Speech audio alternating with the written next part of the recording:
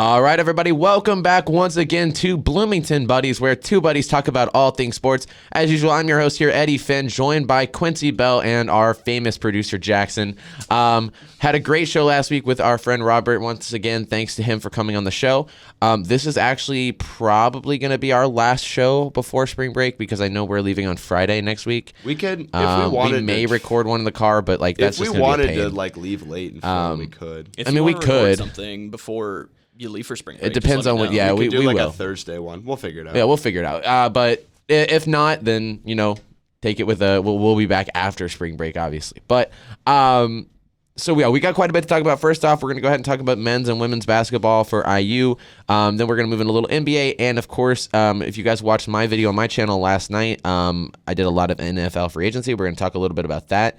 And then we'll start getting into talking a little bit about bracketology. Obviously, selection Sunday isn't until March 12th.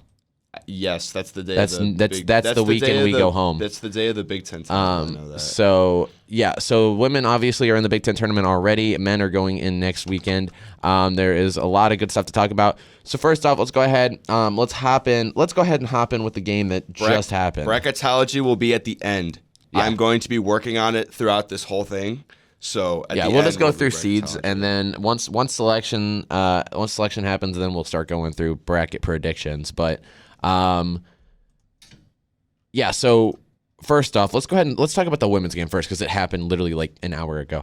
That was a lot closer of a game than it should have been. Obviously, Iowa, apparently the men's team gave them a little bit of luck before this game because just like what happened in the Iowa men's game on Tuesday night, literally they were doing nothing but nailing threes. Like they could not miss from the outside today. It was probably, I can't even sit here and say it was bad defense. It was literally just Michigan State played fantastic. They came offense. Out of the gate swinging. There was like nothing I can fault on either team. Like it was genuinely an all-around great performance. The one thing IU did kind of get out rebounded.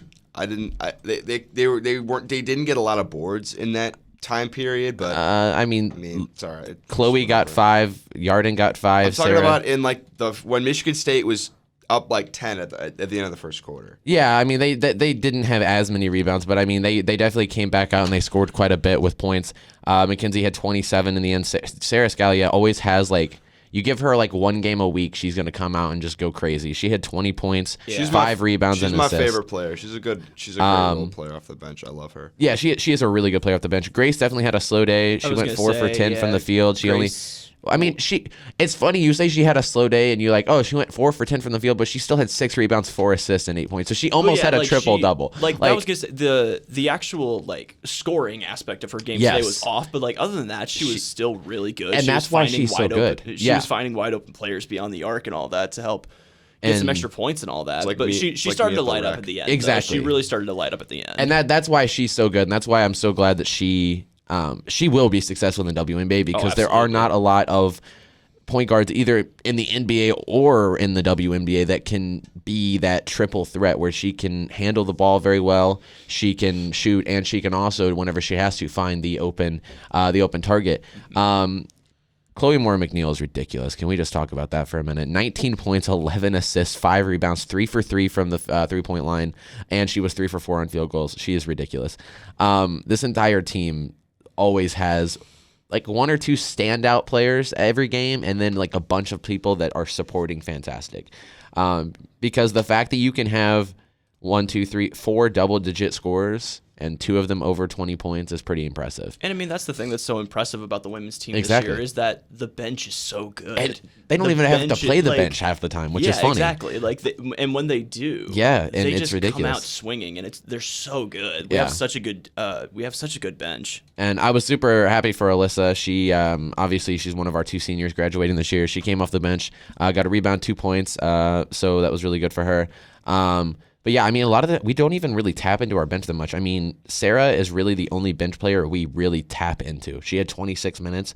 Our other bench players had 7, 3, 1, and 2. Like, we don't have to tap into them very much. And that's where we have the advantage, is the fact that our starters can play so long. Sydney had a pretty off game considering how she shot last time.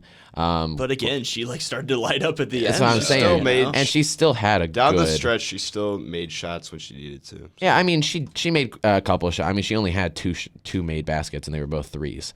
But she did have 4 rebounds, 3 assists. So again, she was nearing a double-double on the upper end.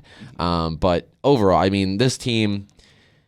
Yeah, I know people are like, well, you guys are saying you guys have the possibility to go to a natty, and you guys struggled against Michigan State. Well, I wouldn't really. I wouldn't say we struggled. I would say that they just were literally throwing things up and they were going in. And all the power to them. They made it good for them, but the fact that we still beat them.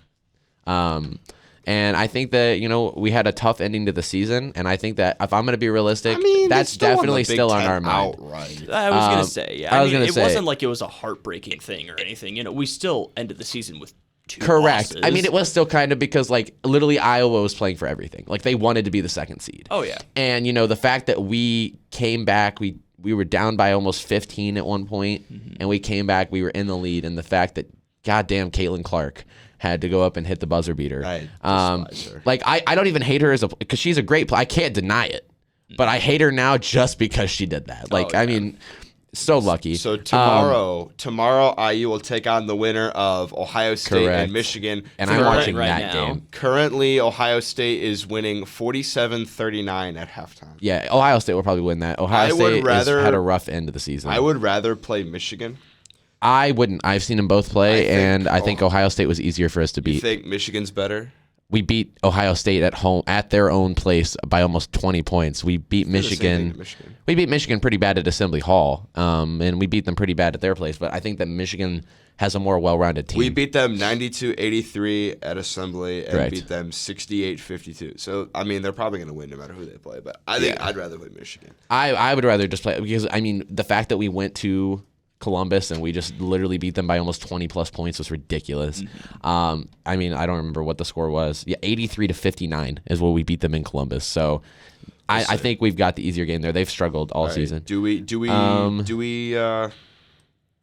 talk about the game that was on Tuesday? Well, hang on. I want to go over some of the other women's games because they'll preview the Big Ten tournament. Some of the other stuff that happened. There have been some good games in that Big Ten. There have. And I think that there was a lot of upsets, obviously, with I cannot speak today. Jesus. Nebraska almost won. There was a lot of good games there. I think that we're going to see quite a few upsets in the women's more than I think the men's. I know everybody's saying the men's is just full of upsets. Well, the men's are so tightly packed in the standings. Yeah. If a lower seed wins, it's not even an upset. There's that's what I'm saying. It's literally, it's not even but there's nothing. Yeah, there's nothing really. There's 6 or 7 teams tied for second or something like that. I think it's third now, but yeah, I mean, though because Michigan lost to Illinois. Yeah, really? Okay. We'll talk about that when we get to the. Yeah. So it is officially 47-39 at half. Yeah, Ohio State's winning, but Purdue plays Iowa. I so hope to God Purdue wins. I've never wanted Purdue to win more in my life right now. Oh my gosh. Yeah, so we won. Maryland plays Illinois later tonight, which I probably will watch. That's going to be a really good matchup. I'm not even going to lie. So yesterday was a big game. Michigan barely beat Penn State. Michigan State beat Nebraska, which was an upset because Michigan State was lower. Purdue beat Wisconsin, which was pretty interesting. I really thought Wisconsin was going to win that. And then Illinois destroyed Rutgers, bad. That was horrible. Penn State upset Minnesota, I think was the upset, even though it wasn't really an upset. And yeah, Rutgers beat Northwestern, so there wasn't that much, but I am super pumped because, like you said, Quincy, we are going to be seeing. I honestly think it's pretty obvious who the final's going to be at this point. It's going to be Iowa, not you. I don't know. Maryland might get him again. I don't know if they'll get Maryland might get him again. I don't know if they'll get him again. Well, we play. I think Maryland's a better overall team. Correct, but Iowa. You realize that we play Maryland if they win. Maryland's the 3, and. They would play. Oh, that's right. Yeah, they would play Iowa. I don't think they get him again, especially the only. If I had to pick right now, I would pick Maryland over Iowa. I don't know. It's so tough. It's really going to depend on what kind of day they're having. Really, I mean, it always is. But it's the same thing with the Iowa men's team, which that was ridiculous. Okay, do we go? We can, and it's as simple as I am officially tired of hearing excuses. I really thought we would win this game, and the fact that we lost in Assembly Hall by 22 points is freaking ridiculous. I'm tired of hearing excuses. The reason I don't like Iowa is their whole game is based on, are we going to have a good shooting night or an off shooting night? Well, they still had a good shooting night. It's so annoying to try to play them because if they have an on shooting night, you can't beat them. You just can't. Well, we got to adapt. No one in the country can beat Iowa if they have a good shooting night. No, our defense was horrendous. It was horrendous. Okay, so off the bat, it was bad. Jalen was playing cocky, bro. I was so mad. Yeah. I was so mad. Jalen, I wanted to run down to the court and just give him a piece of my mind because he played so well against Purdue. He played probably the best game. Have we talked about? Okay, we talked about that on our last episode. They played so well against Purdue, and then there was a point in time where Iowa was up by like 8. Like with 5 minutes left in the first. And Jalen allowed 3 straight easy layups without even trying to play defense. Yeah, it was ridiculous. That pissed me off. It wasn't just 3. Really made me and then upset. he couldn't guard anything. He was trying to press too much on the pressure or on the 3-point line, and then they were letting everything get inside. I mean, they had so many of the beautiful. I can't even fault Iowa. They had so many great pick and rolls where they just right between the lanes and then just lay. I mean, they had what? Was it 10? It was like a 12-2 run at one point. It was ridiculous. It was bad. And that was the thing. Iowa adjusted really well during that game because at first I genuinely didn't think that Indiana's defense was that bad because they were covering. I didn't either. Well, yeah, they were covering them really well on the perimeter. They were just hitting everything. Chris Murray's a but then their defense just is like. And so basically, Iowa just made the adjustment. It's like, okay, well, let's just start running some pick and rolls and get down low and then start scoring. Well, I will say we had a lot of shots that didn't fall that were like Trey had like 2 floaters that were literally like it went in, rolled around, and came out, and I was like, you've got to be kidding me. I can't imagine how different that game would have been if we hit at least one of those first 2 3-point attempts. That's what I'm saying. Right off the bat. Like, because I can't imagine how I'm sorry, I don't care what anybody's. I don't think it would have been too different, but like, as somebody who's played basketball their whole life, the crowd getting into it and also the momentum is like a killer, and that's why everybody who keeps saying Mackey is easier to or harder to play in. Indiana's crowd Twitter is electric. And on all the social media platforms are like, "What the hell's going on with the fans at Assembly Hall? Why are they not getting up and cheering?" No, there was that kid that was literally okay. So fuck you want me to cheer about? They're playing like ass. Literally, hey, you heard it here first, folks. It only took 29 games for him to admit it. So literally, I've said they've played like ass and they've played like ass. There was this kid that was like 10 rows in front of us that literally got up, turned around to me and our man hashtag at Johnny, my man Johnny. And get up, guys. What the fuck you sitting down? Yeah, he literally said, get up, guys. Come on, start cheering. Why aren't you guys cheering? And I literally said, have you seen the scoreboard, man? He goes, what about it? I said, maybe you should get your eyes checked and check it again because I don't think you saw the actual score. And he literally just sat back down. And I was like, dude, what the hell? Like, but no one was in the mood that game. Not a single person in that building was in the mood to deal with anyone's bullshit. Like that would have been like us getting up against like when we played Ohio State in football and was sitting there like in our homes cheering. Like, oh yeah, down 49-7, let's go, boys. I didn't even watch that game at all. I watched it just because I just had nothing to do. They wound up like 7-3, and I was like. No, we went up 7-3, and then we never scored again. I think we may have scored a field goal. I think we had 10 points in that game. But yeah, it was ridiculous. But yeah, so that game was stupid. All right, so whatever. Moving on. We do have to talk about the Big Ten standings because this is important for this upcoming Sunday. Currently, there are 6 teams tied for second in the Big Ten. So of those 6 teams, 3 can get a double bye, meaning they wouldn't have to play in the Big Ten tournament until Friday. They would be automatically in the quarterfinals. Purdue is already in that spot. The 6 teams that are tied are Maryland, Indiana, Illinois, Northwestern, Iowa, and Michigan. Yep. And they're all going to play, I guess, one of the teams coming up this Sunday. I don't know why the games are Sunday and not Saturday. Well, we're playing Michigan. I think Michigan's tied for 4th, right? Hold on. They're one of those teams tied for. They're one of those 6 that are tied for second. So let me go Sunday and filter to Big Ten. So the games for the Big Ten are Michigan, Indiana. That's going to be a huge one. If IU wins that, they're going to get one of those spots because they would get to 12-8, and Michigan would go down to 11-9. So they would get that. Of the other teams, I think there are some games Saturday. Are there games Saturday? Okay, Ohio State plays Michigan State Saturday, but they're not one of those teams. Maryland plays Penn State. Now, I would say, they should win that. It's Penn State. Penn State should play a little bit better. And it's on the road. And Penn State is in dire need of a win to keep tournament hopes alive. So that could be a tough game for Maryland. And Maryland has not played well on the road this year. Like, I know IU's not played great on the road. Maryland is worse. Well, hey, if it's anything like Tuesday, who knows? If I had to make a pick, I would pick Penn State. Illinois is at Purdue. I think Illinois could honestly win that game. So Purdue, that game means nothing to them. It's senior day. I'm sure they're going to want to come out and play well. I think Purdue can win that in front of their home crowd. Iowa is at home against Nebraska. I would say they should win that one.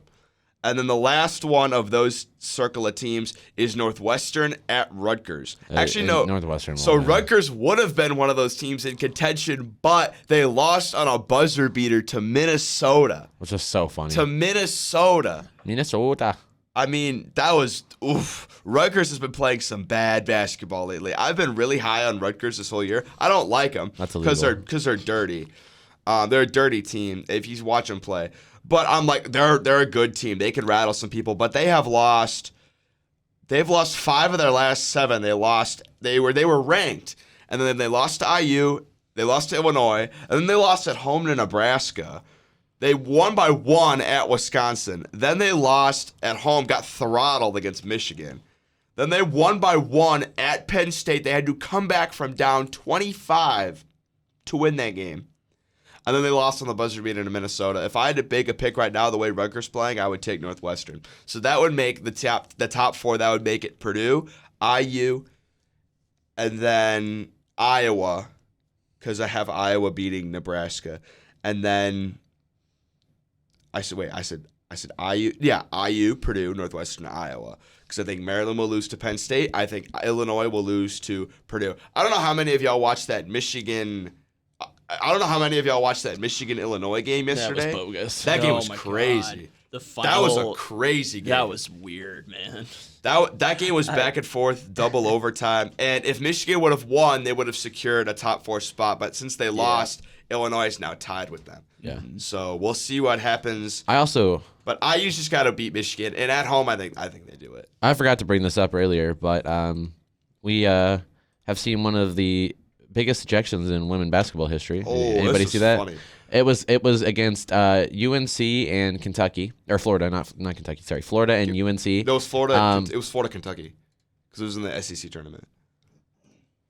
It was. That's right. It was Kentucky and Florida, and one of the Florida players decided that they were going to lay it up, get the ball, and then just throw it behind them, expecting somebody to catch it. Well, they threw it behind them into a girl's face. Okay. So now she is very pissed. She turns you didn't around. See what the girl in Kentucky did before that. She put the ball in her face with her whole arm. I saw what she did. I watched the clip, but I'm just saying the way she threw it in her face. And then so her response was to so disrespectful. Her response decided to be, instead of, I think she'd watched the Oscars one too many times. So instead of smacking her in the face, though, she took the ball and she chucked it at her across court. Nailed her. It hit her. It was so funny. It didn't hit her. Yes, it did. Hit her in the back. It hit her in the shoulder. Didn't. I literally watched it bounce off her shoulder. No, it didn't. Dude, I literally watched the clip. The ref even ran over, teed her up, and then literally went over to the girl because the ball hit her. She threw it at her and missed. It looked like it hit her. The ball bounced off her shoulder. No, it didn't.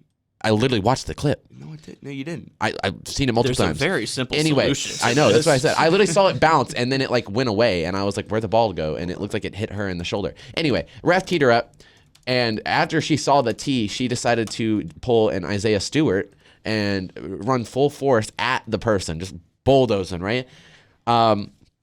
So they end up pulling her off, and now it's a big fight between 4 or 5 of these women.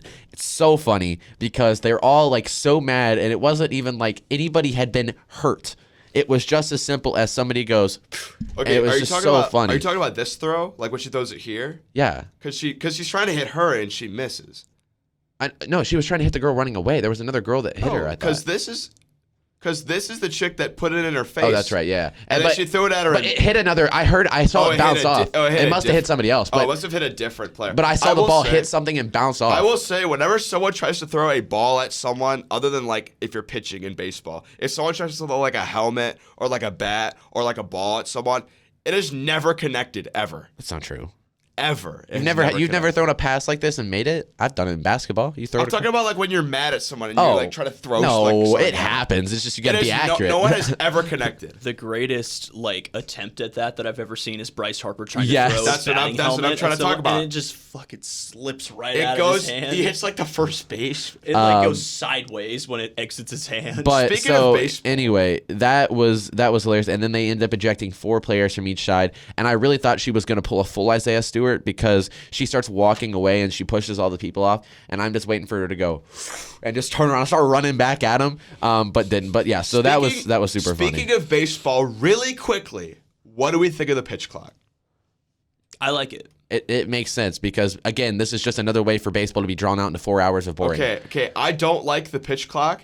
I love the pitch clock. I think it's great, dude. I think it's great because there have been these clips that are going around, on Pitching Ninja, of Pedro Baez in the NLCS against the Cubs taking 2 minutes between a pitch, and it shows like a guy completing like a whole half inning. Like it's great. I love the pitch clock.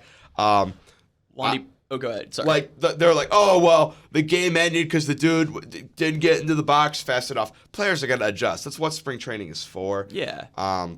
Also, I don't think that it's everybody keeps saying, oh, it's the batters that are causing it to take. No, it's not. The pitchers are. No, yeah. It's both, but the pitchers are taking longer. It's a healthy combo because the pitchers are like, oh, I'm gonna pitch, and then like, oh, never mind, hang on, I'm gonna take a second, look at this again. And it's like, dude, I don't have 4 hours. What I did to a kid once is this kid was taking forever to throw the ball. I'd be in the box ready to hit, and he had this whole routine that he was doing, crossing the whole 9 yards. And it was making me upset. And I got to an 0-2 count. So he does his whole routine, and as soon as he's about to throw, I stepped out of the box and called time. And I did that like 4 more times throughout the at-bat, and I made him so mad to where he just walked me. So we're losing that element of the game.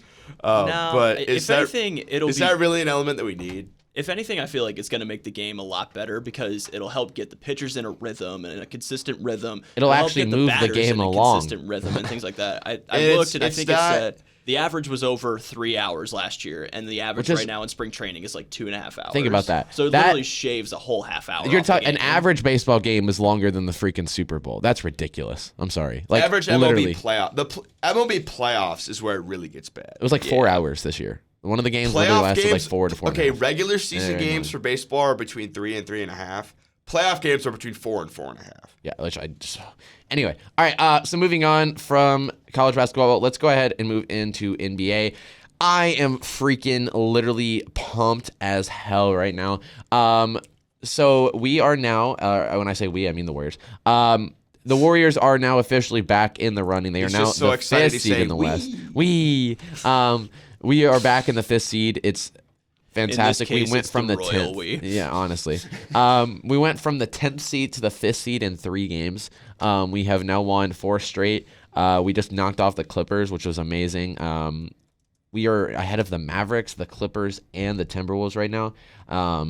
And it's crazy to think about the fact that we don't even have Steph right now.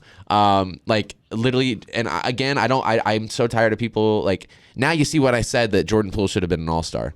He literally is going ballistic right now. Even Clay should have been a reserve. He just led the league in 3-pointers for the month of February. So this team is crazy. I'm so happy when Steph comes back. He's projected to come back in 3 weeks at the latest. So it will be a good time to make a final push. If I'm being realistic, though, I would rather go into the 3rd seed right now, or the 6th seed, I mean. I would rather drop down because if the standings stay the same, first freaking round, we got to play KD, Devin Booker, and Chris Paul. I am not for that. So I would rather drop down. We'd play the Kings, which is, again, they're good, but they're also like, they never are good in the playoffs. No. The Kings have also not made the playoffs since 2006. They also literally have no playoff experience, and you're going up against the defending champs for the first round of the playoffs. Have fun with that.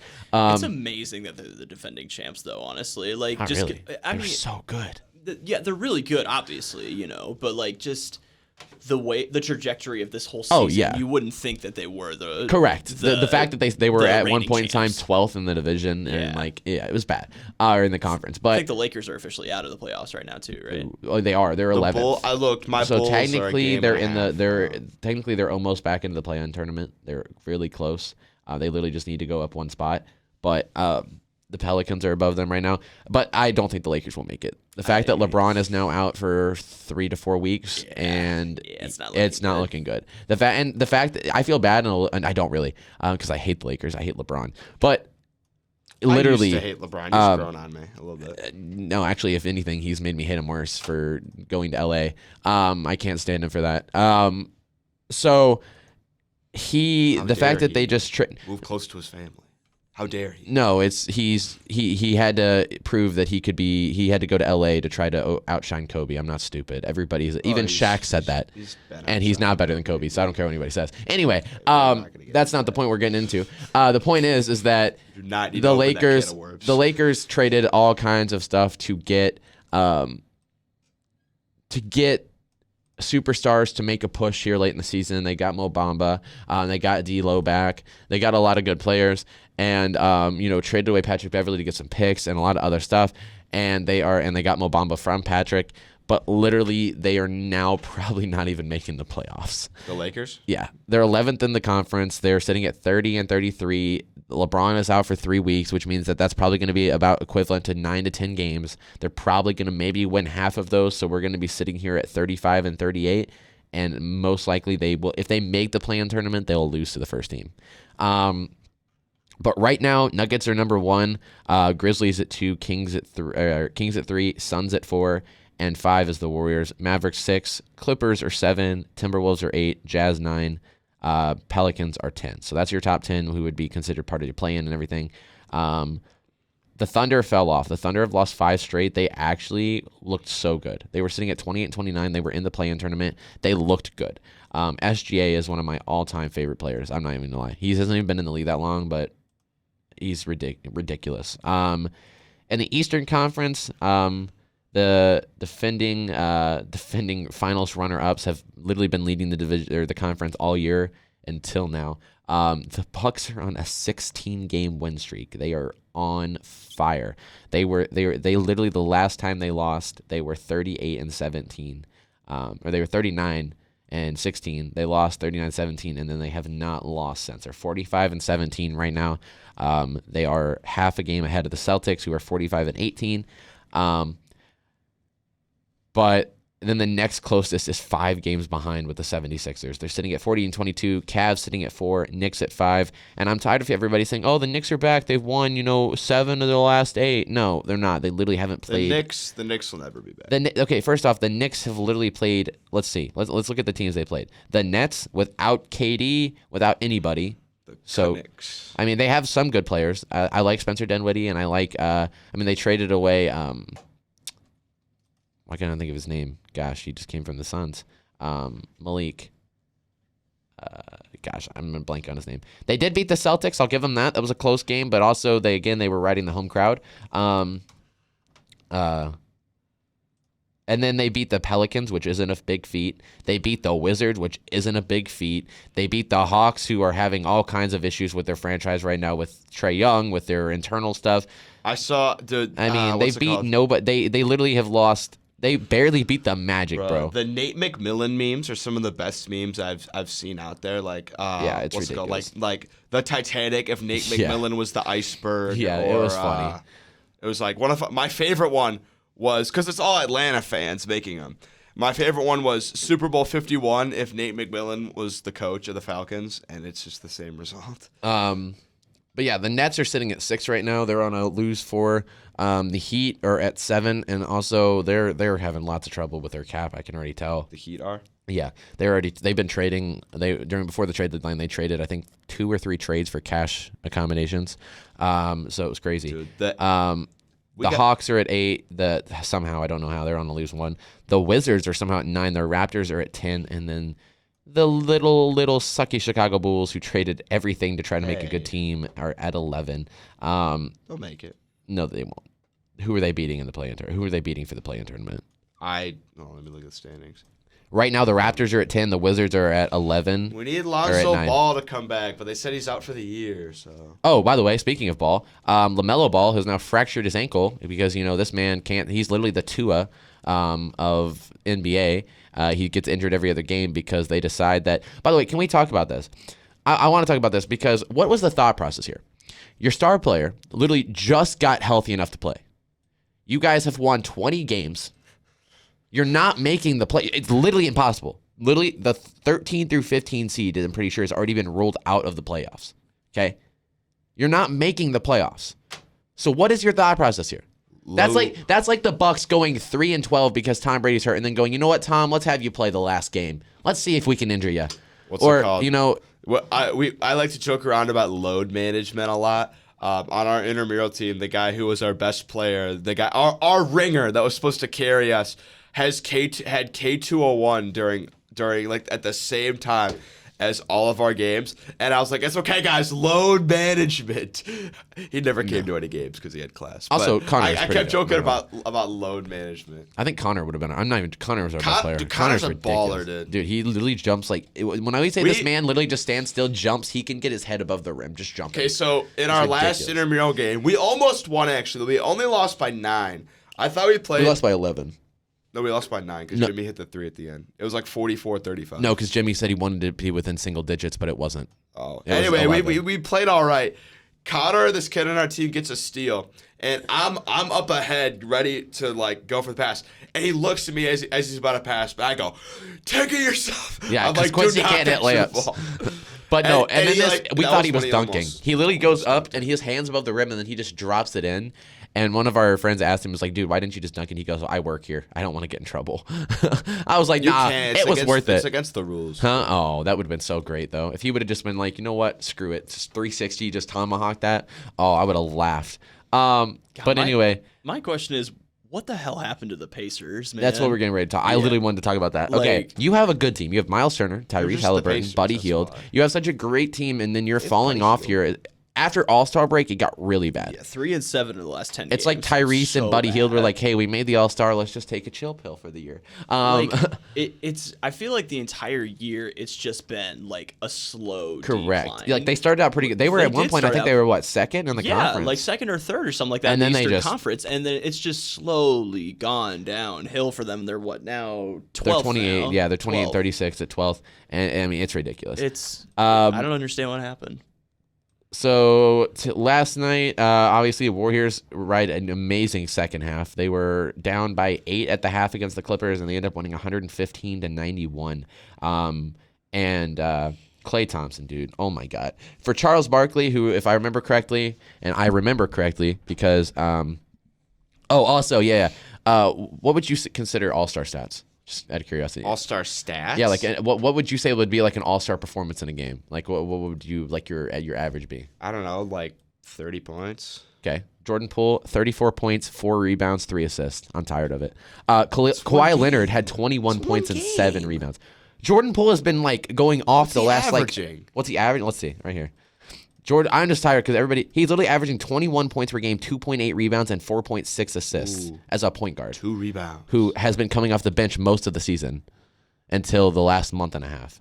That's a reserve stats right there. Anyway, my point is Jordan Poole went crazy in that game to help them come back. Klay Thompson, I'm pretty sure, if I remember correctly, had quite a bit of points. Where is Klay listed? Dude, I cannot wait for Iggy to come back, bro. He needs to hurry up and come back. Klay Thompson had 19 points, 11 rebounds, 4 assists, which is pretty good. Did Jordan Poole play the longest? That surprises me. I'm shocked Klay wasn't out there longer. So that was crazy. Gary Payton didn't play, which kind of sucked because he's still kind of injured.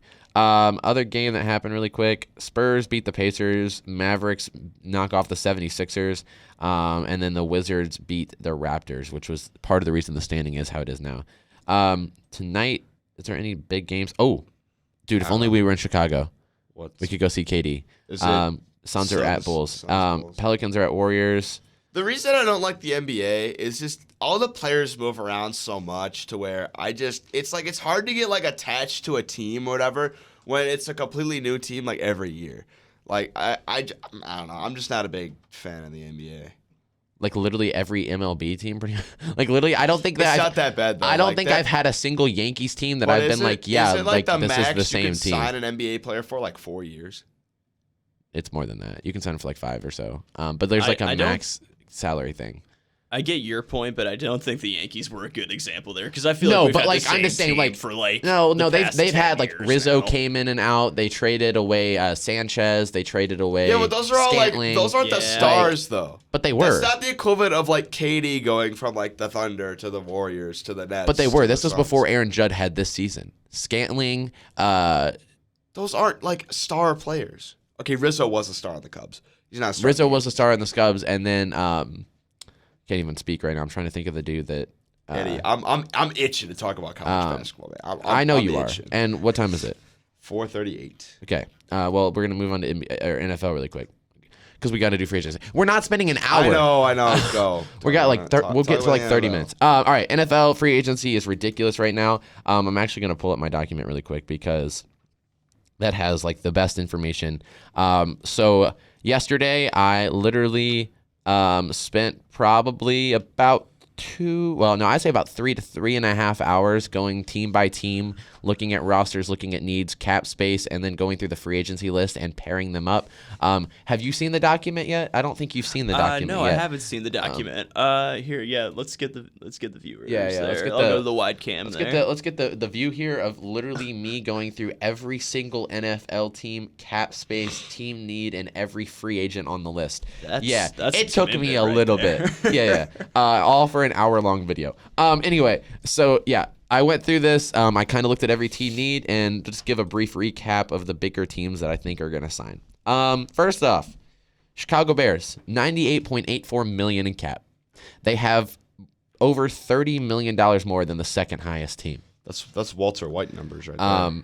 Their biggest needs, I think it's pretty obvious. They need an yes, O-line. I just finished Breaking Bad. Deal with it. Biggest I've watched Breaking Bad. It's just not my kind of show. Anyway, this is going to be a tie-in episode with the Cinemaniacs now. Honestly. We're just going to start talking about Breaking Bad. Yeah, exactly. No, because my roommate was like, "How have you never seen Breaking? Oh my God, we need to watch it." And so I mean, I might watch it, but and it's I just like loved never something that I've just like, yeah, I want to watch it. You haven't seen it either? Jesus. No. I'm more of like a give me Parks and Rec office, like I'll take Hello, those. everybody, and welcome back to the Cinemaniacs. it. But anyway, I think the Bears obviously need an O-line. Justin Fields can't just keep running around all the time. At least make it a design QB run, not a, oh my God, I got to run for my life run. They put in some design. Right? They literally had like a toss to him. Correct, but no. But my thing is the problem is. I got you. I know what you're. It was like that Bloomington Buddy stuff. The second the ball was in the air, Justin Fields was already running before he caught the ball. The Bloomington Buddies offense is chaos. Yeah, it was That's ridiculous. all it was. Obviously, I'm gonna say this. Coming to these games now. No, well, they're not. Yeah, need well, to be on next the year. team, Yeah, man. be on the team next year. You don't want me on your team. I'm the worst basketball player. No. right We're now. talking about football now. Oh, football now. Okay. Yeah, Okay. we're talking about football next year. We were bad at both football and basketball. We haven't won a single game. Either on or. Yeah, You don't want me on your team. No, you can be our coach. It's okay. Actually, Rich Day's our coach. We did. No, Reese Day's about to be playing. No, Rich Day said he's coach. He's coaching football. He's playing soccer. No, so There we go. I'll be the coach. There we go. Yeah. one of our buddies like blew out his knee, so he wasn't on the team. But we would be playing, and he'd be like, Also, yeah, we got to give a shout out to Rich Day because he got pissed at us because he blew out his knee playing basketball at the rec, and literally he went up for a ball that was in the air, and this guy came up behind him, and he got under his legs, and he flipped around in the air and landed on his knee. He ended up like pulling something, and the dick friends that we are, me and our friend J Tom, and our friend Josh, our other friend Josh, there's two. Literally went up to him and we started Fortnite resing him as he was on the ground. We had no option, bro. We literally were like, what is the one thing we can do right now to make him laugh? And he literally was on the ground going, oh my God. And we literally just all put our hand on him. And he was like, I swear to God, take your hands off me or I'm breaking your hands right now. no, the thing what Reese Day would do, we would be losing or whatever, and we'd go into after. We would just be like, you should be like, boys, We're not doing we good. need to see some more heart out there. Yeah. He's like, it looks like we're not even trying. Yeah. We're like, we are trying. We're just bad. He was like, I actually need us to throw the ball this half. Come on, boys. It was funny. But anyway, I think the second need for the Bears, definitely wide receiver. Darnell Moneyman Mooney is great. I think Equidicus St. Brown is good, but they're not going to be true They stars. need another. Darnell Mooney, I think, is your star receiver right now. He's your number one. I think you need a number two, at least. You could keep Equidicus, but like he's going to be like bring him in certain sets. He's a tall receiver. Let him, he's not his brother. Amon-Ra St. Brown is definitely by far the best brother. For sure. Obviously, I think you guys need a corner. I mean, you guys don't really have that aspect of your defense. You guys have a decent. You used to have a decent defense until you traded away everybody. So we traded everyone. I mean, you got some good stuff out of it, but I'll so I tell think you right need a now, corner. we're not drafting Jalen Carter anymore. Yeah. I think you also need a D-line. You no longer have Roquan. You no longer have anybody that can really rush. And then you also need a linebacker because, again, you no longer have Roquan. And I think that there's a lot of needs you need. But looking at the free agent list, I said this. First off, if anybody, I think you guys should go after Levante David. The Bucks can't re-sign him. He's, in my opinion, the best coverage linebacker in the game. I would be thrilled to have. He's a superstar X Factor in Madden. I mean, wow. Yeah. So anyway, The video game. The video game, bro. You know, they're all realistic. That's how you truly determine worth. What do you think I was doing for 3.5 hours? I was just going through the NFL Madden rosters, bro. That's all it was. Yeah, just Madden rosters. I also, second, I think you guys should go after Marcus Davenport. He's a fantastic young edge rusher from New Orleans. They can't afford him anymore. They have really bad cap. He's 26 years old. He's got size, but he's also quick. That would kind of help you make up for losing Roquan. You guys can get a little help on the edge because especially now that you're going to be going up against pretty much purely pocket passers as of right now with Kirk Cousins, Jared people Goff. Are going to want to come. You need somebody to rush. Second, I think you guys go after two young O-linemen, Caleb McGarry and also Mike McGlinchey. Both of them 26-year-olds. They're both great tackles. You can play them at guard. You guys just need experienced players. You guys are full of too much either young talent or really, really old players that can't play anymore. Yeah, let's go sign Jason Peters for the Jason O-line. Peters.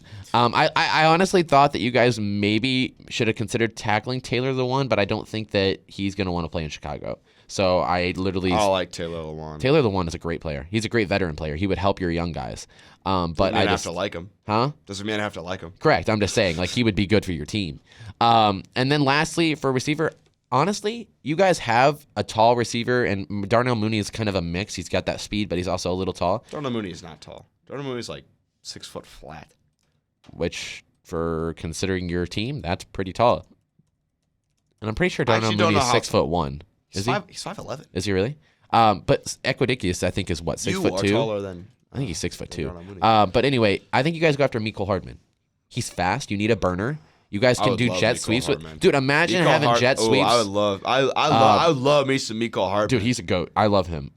He's probably one of my all-time favorite receivers, and he's so underrated. But yeah, you guys can run jet sweeps with him. That's what they did in KC. So yeah, those are like the 5 big signings for the Bulls. Or the Bears.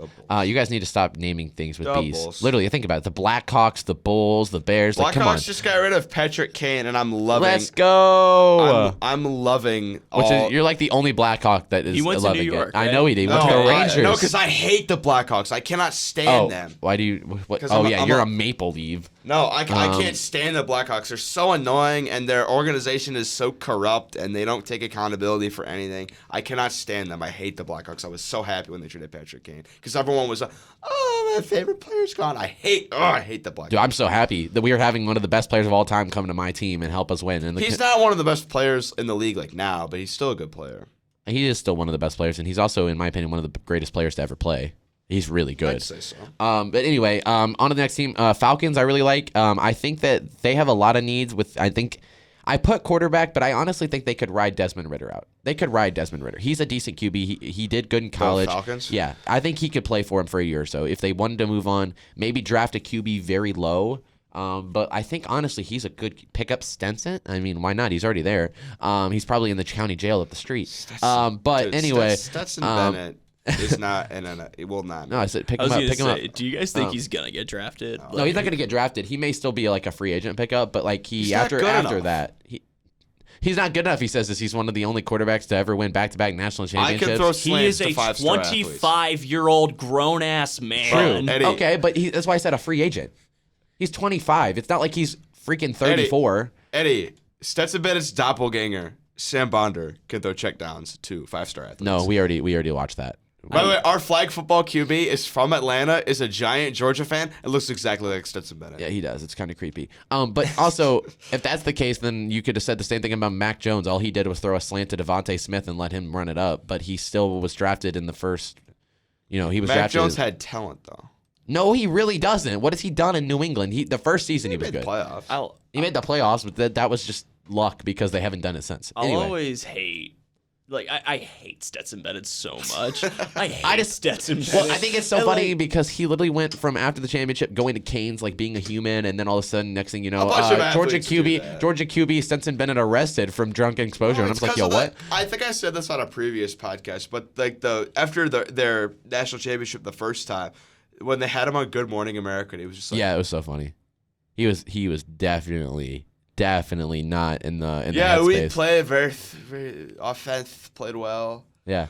Anyway, I'm gonna run through some of these. Sorry, but one more thing. Like, my whole thing is like everybody's always just like, oh, everyone overlooked Stetson. Everyone I think denied he could be a it. decent Everybody said nobody ever gave him a chance. He's got and all arm that. strength. I'm like, he is a 25-year-old man. He had his chance. I understand the whole COVID thing, you know. Yeah, but you could say the same thing about Hendon Hooker. Are you gonna say he's a bad quarterback? Yeah, Hendon Hooker's like 23. Hendon Hooker's 24, I'm pretty sure. That was my whole thing. Like, I hated the COVID rule thing. I mean, it's I fair. liked it because but it's not fair. Yeah, it's a fair thing to do. I don't think you should have done that. But it's not fair at the same time. I guess it's fair for like. But also, it doesn't. The COVID rule isn't the only thing that you still have eligibility. So if he wouldn't have played, he still could have come back. He has that eligibility. I swear I was watching a football game and they're like the 8th-year senior out of the ball, and I'm like. 8th-year seat? What? Yeah, like that was the running joke during the national championship with me and my friends and my roommates and all that. We were just basically telling each other like Stetson Bennett is gonna like go for a master's degree now, and then he's gonna go for a PhD, and he'll just always be playing for. Well, Georgia now. You can only play sports certain year, but anyway, yeah. So overall, though, the Falcons, I think they stick that out. They still need a little bit of the D-line help. They need some corner help and safety help, but I think they go for a receiver. There are 2 good receivers on the block right now. Well, there's multiple, but I think they either go after OBJ or they go after Michael Thomas. Michael Thomas is currently on the block because, again, the Saints cap is one of the worst in the NFL. Now, the Raiders, 46.28 in cap. There is this man who is Tom Brady trying to get recruited. Yeah, Tom Brady. If Tom Brady came out of retirement, do you think they would just totally scrap the Aaron Rodgers and just immediately pick them up? I do. Yes. That'd be so funny. But I don't think he'll come out. He won't do it a third time. There's no way he's going to retire Jordan 3 times. Michael Jordan did it, but you know what? Michael Jordan deserved to do it. Michael Jordan did it once, and then he did it. No, he did it once. He came out of retirement twice. Yeah. He retired twice. And he came out of retirement 3 times. Yeah. But my point is that like I don't think the way the video sounded was kind of like I can't do this again. Like I can't risk it. Like he should have gone out after the Super Bowl against the Chiefs. Like everybody says it. That was the year he should have gone. All right, I'm done. Like, but he's just too egotistical. He literally has such a big ego.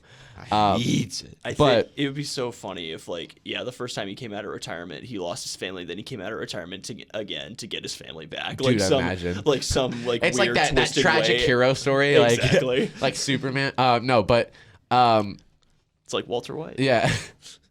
Right. So I think that they need obviously a QB. You know, Derek Carr's gone. They need some cornerback help, O-line, and then other than that, I think they're set on offense. I mean, really, they've got great receivers. Hunter Renfro's a great 2. You've got Devontae. I think Darren Waller had a bad season this year, but that was just because you had Devontae. Derek Carr didn't really want to throw to Darren.